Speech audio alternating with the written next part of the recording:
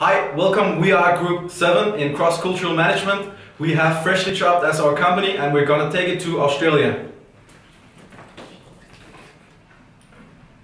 This is the agenda for our presentation. First, we're going to talk about facts and history for Freshly Chopped. And then we're going to introduce Australia and the city we've chosen in Australia. Next, we're going to introduce Hofstede's dimensions and the country comparison. And we're going to go over the globe analysis for Ireland and Australia. At last, we are going to explain the 12-month plan.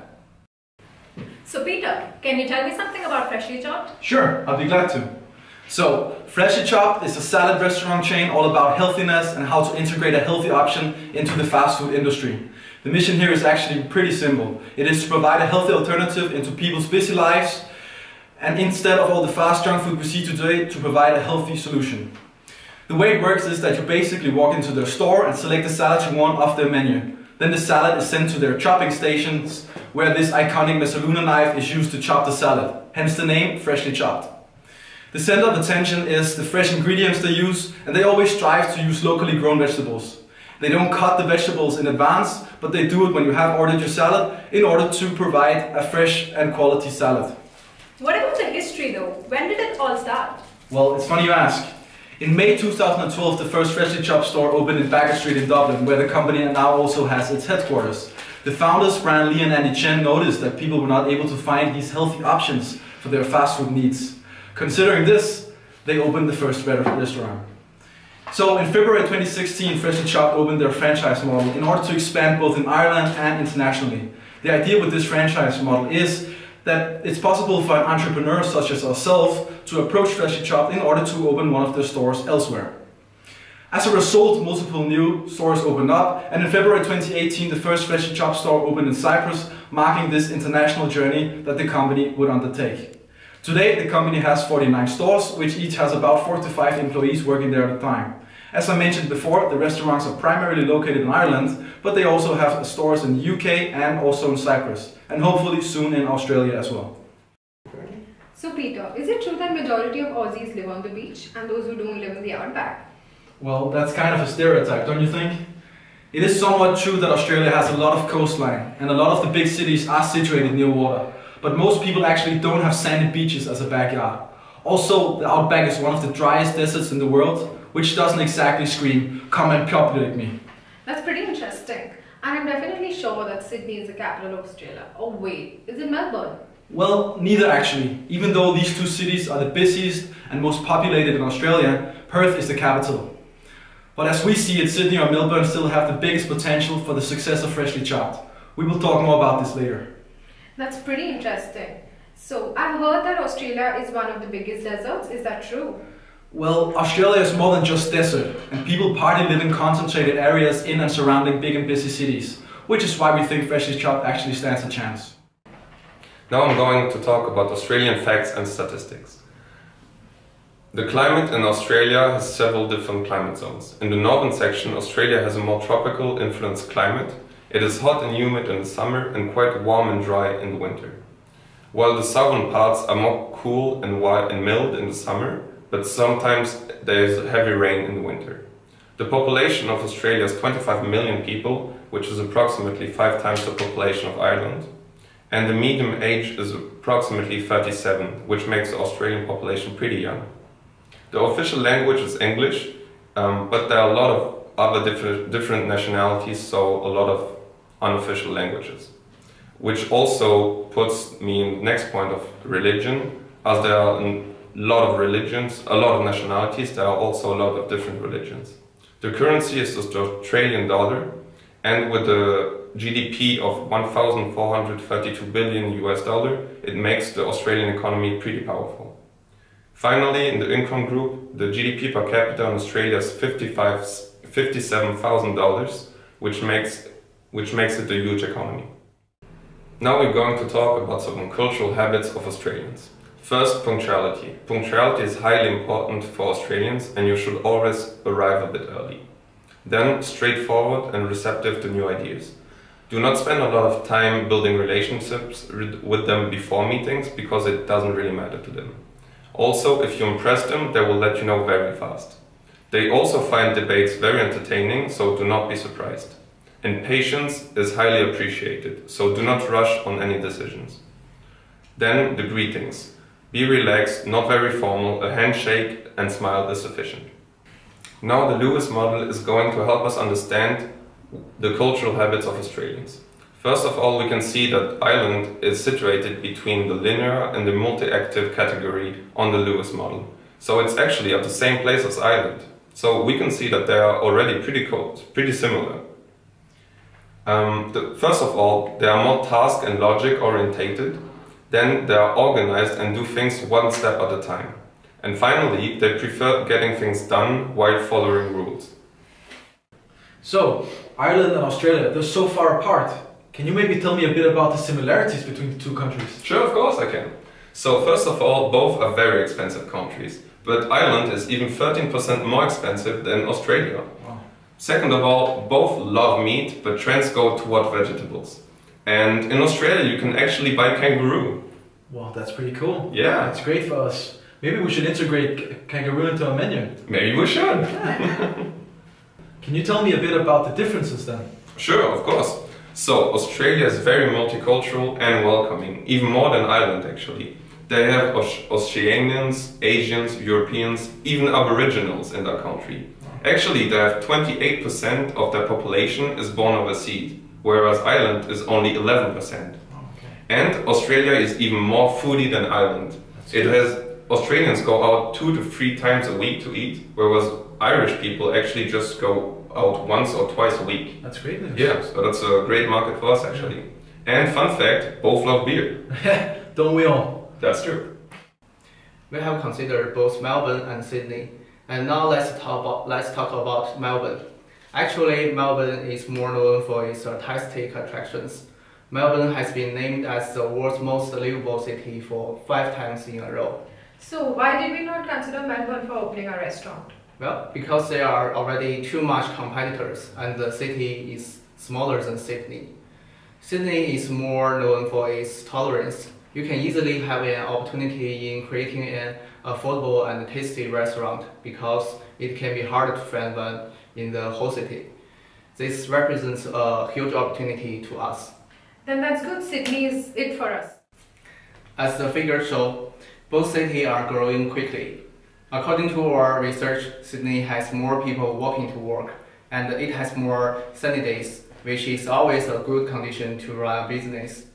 The price of basic lunchtime menu, including a drink in the business district, is 17 Australian dollar in Sydney and 16 Australian dollar in Melbourne. Thus, this influenced our decision to open Freshly Chopped in Sydney. So, in order to compare these countries in terms of culture, let's look at Hofstede's cultural dimensions. There are 6 dimensions in total, which we have investigated. As you can see from the graph shown here, the two countries seem quite similar in terms of cultural dimensions. But let's take a deeper look into them. So, let's start out by looking at power distance. This dimension deals with how members of institutions accept the fact that power is distributed unequally, and if a society's inequality is endorsed by both the leaders and the followers. Both Australia and Ireland scores relatively low on this dimension. This indicates the hierarchy is only established for the convenience and that managers rely on knowledge from both individuals and teams. Leaders and superiors are always accessible to the normal employee, information is shared frequently, and communication is direct and very informal. So, moving on to individualism. This dimension deals with the level of interdependence among the society's members. Australia and Ireland score high on this value, which means that they are both individualistic cultures where people tend to mostly look after themselves and their nearest family and friends. In a business context, this means that employees must be self-reliant while displaying initiative. Promotions and hirings are based on individual successes and achievements. Let's move on to masculinity. A high score in this dimension indicates that people and society will be driven by competition, achievements and success. Both Ireland and Australia scores high in this dimension and is hence considered to be masculine societies. This means that there is consensus that people should strive to be the best at all possible times and that they are proud of their successes and achievements in their lives. The goal is always ultimately to win. Let's move on to the next slide and start out by looking at uncertainty avoidance. This dimension deals with the way a society handles the fact that the future can never be known. Should one try to control it, or should we just let it happen? Here Australia ranks in the middle and Ireland ranks low, which means that there is more need in Australia than in Ireland for beliefs and institutions to counteract the ambiguous and unknown situations. Moving on to long-term orientation. This dimension deals with the aspect of the society to handle its own past while looking at the challenges of the future.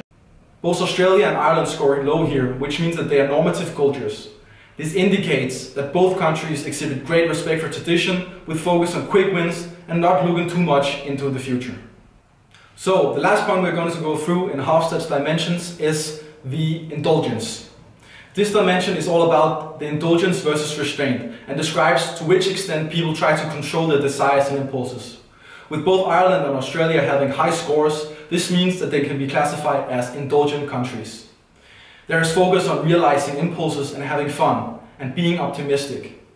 Leisure time is highly regarded, and people from these countries spend money as they wish and as they please.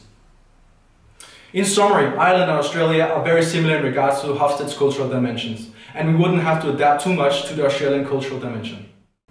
The GLOBE project, in which GLOBE stands for the Global Leadership and Organizational Behavior Effectiveness, is a project in which researchers across the cultures of the world study the relationship between societal culture, the effectiveness of the culture, and the organizational leadership. The project spanned over the 9 clusters of cultures, explored various dimensions of these cultures, and the dimensions were measured in terms of the values and practices. The GLOBE project also researched the leadership style of these cultures and analyzed several dimensions with it. Now, among the various clusters of cultures, luckily for us, Ireland and Australia both belong to the same Anglo cluster of the culture and observe very similar characteristics when we talk about the various dimensions. In the analysis conducted for each of these dimensions, both Ireland and Australia tend to be on the mid-range of degree for most of the attributes, as they belong to the same Anglo cluster. What we observed is that they had highly relative scores for performance orientation, which means that they value high performance and competitiveness. Then on the dimension of human orientation, both of these countries also desire a more human society. Institutional collectivism and group collectivism is higher in the Anglo societies, which reflect the importance of collective distribution of the resources and a more group cohesion. When it comes to gender egalitarianism, both of these countries believe in reducing gender inequality.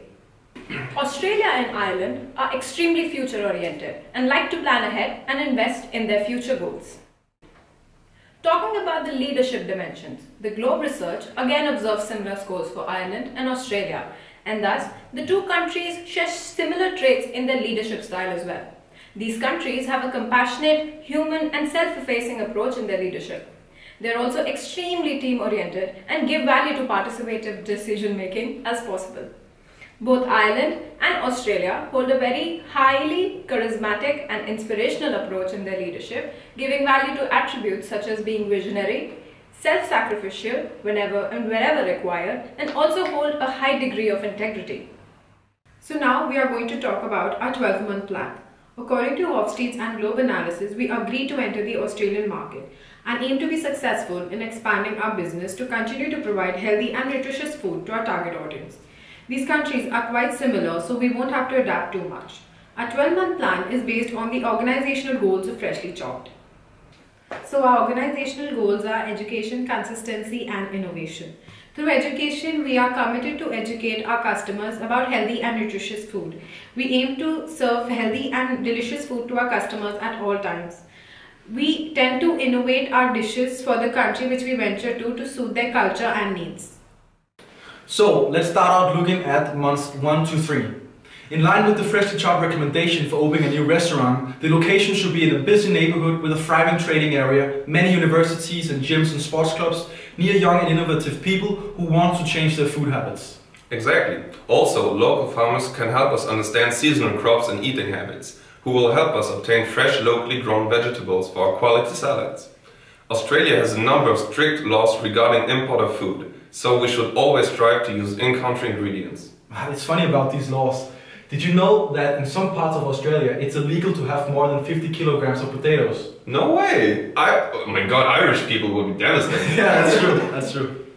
So, moving on. We should hold free food stalls at university campuses and business parks to give people an insight about the idea of freshly chopped.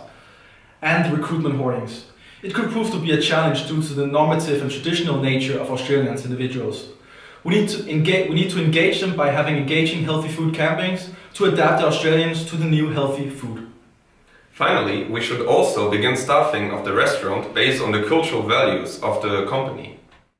So moving on to months 4 to 6. When hiring and managing local employees, we need to take into account that people of Australia have an individualistic and competitive nature as observed by Globe and Hofstede. We need to reward high-performing individuals with bonuses and potential promotions.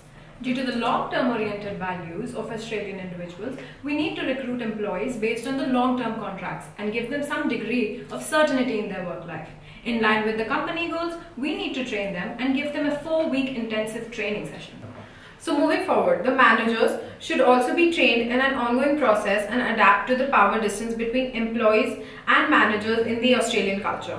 Hierarchy should be only established for convenience, not so much for power purpose. And communication between the manager and the employees should be casual. The manager will then start to go through the U curve, where he will potentially feel alienated and would wish to go back to Ireland.